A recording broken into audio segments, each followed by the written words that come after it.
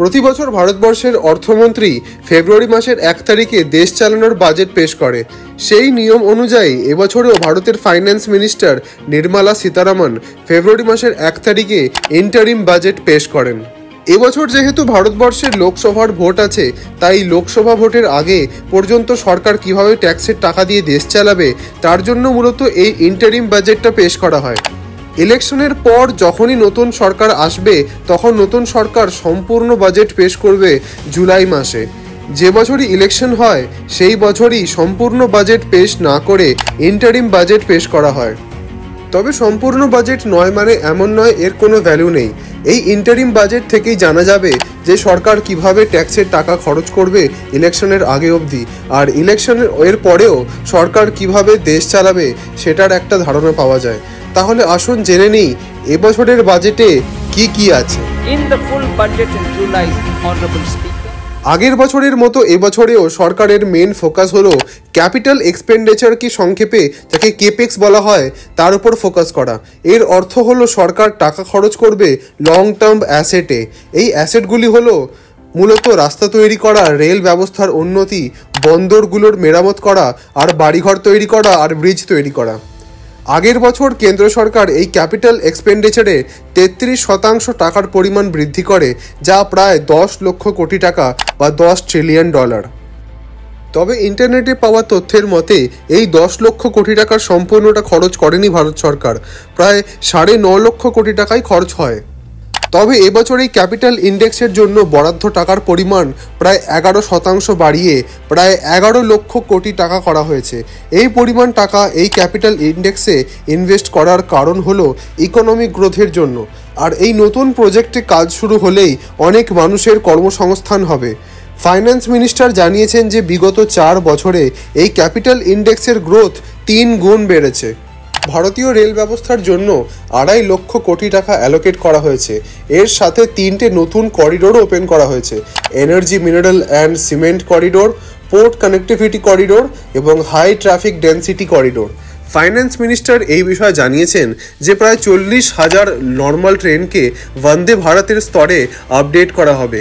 এই পরিমাণ টাকা ভারতীয় রেল অগ্রগতির জন্য ব্যবহার করা হবে, এটা খুবই ভালো ব্যাপার। তবে সেই উন্নতি যেন রেলের সেফটি ডিপার্টমেন্টেও দেখা যায়, কারণ আগের বছর অনেক ভয়াবহ রেল দুর্ঘটনা দেখা যায় ভারতবর্ষে, যার মধ্যে সবথেকে বড় ছিল ওড়িশার রেল দুর্ঘটনা। কৃষিকাজের যদি কথা বলি তাহলে এবছর এগ্রিকালচার অ্যান্ড ফুড প্রসেসিংয়ের জন্য আত্মনির্ভর তৈলবীজ চাষের কথা বলা হয়েছে, যাতে আমাদের দেশে ব্যবহৃত এডিবল অয়েল যাতে বাইরের দেশ থেকে না আনতে হয়। বাইরের দেশ থেকে খাদ্যতেল আমদানি 30% অবধি কমাতে এই বছর এই সংকল্প নিয়েছে ভারত সরকার। এবার আসি শিক্ষা ব্যবস্থার দিকে। এবছরের ইন্টারিম বাজেটে এডুকেশন অ্যান্ড হেলথ কেয়ারের জন্য তেমন কোনো বড়সড় পরিবর্তন নেই আগের বছরের তুলনায়। 1,16,000 কোটি টাকা খরচ করার কথা ছিল আগের বছর এডুকেশনের জন্য, যার মাত্র 1,08,000 কোটি টাকাই খরচ হয়েছে।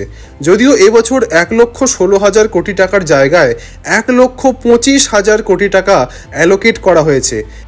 এবছর আইআইটি এবং আইআইএম সংস্থাগুলোর জন্য আগের বছরের তুলনায় কম টাকা বরাদ্দ করা হয়েছে। আসলে এই বিপুল টাকার ম্যাক্সিমামটা কাজে লাগানো হবে সেন্ট্রাল ইউনিভার্সিটিসগুলোর জন্য।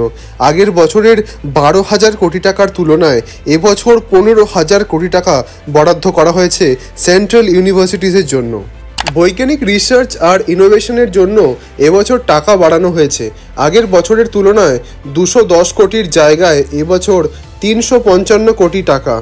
হেলথ কেয়ারের জন্য আগের বছর 89,000 কোটি টাকা অ্যালোকেট করা হয়েছিল, তবে তার মাত্র 79,000 কোটি টাকাই খরচ হয়েছিল।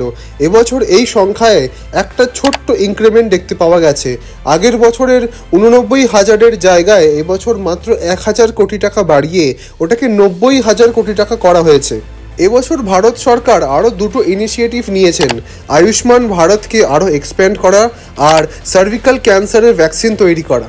এবার আসি হাউজিং অর্থাৎ প্রধানমন্ত্রী আবাস যোজনায়।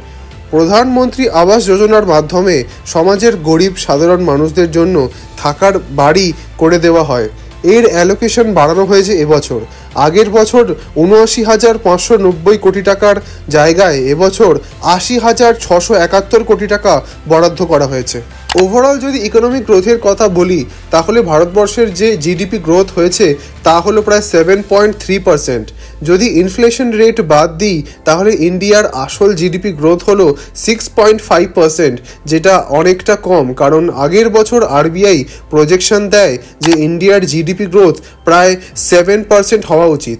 যদিও যেভাবে আমাদের ভারতবর্ষ আর্থিক দিক থেকে উন্নতি করছে সেই দিক দিয়ে বলা যেতে পারে যে এস্টিমেশন অনুযায়ী 2027-এর মধ্যে ভারতবর্ষ পৃথিবীর 3rd লার্জেস্ট ইকোনমি হবে।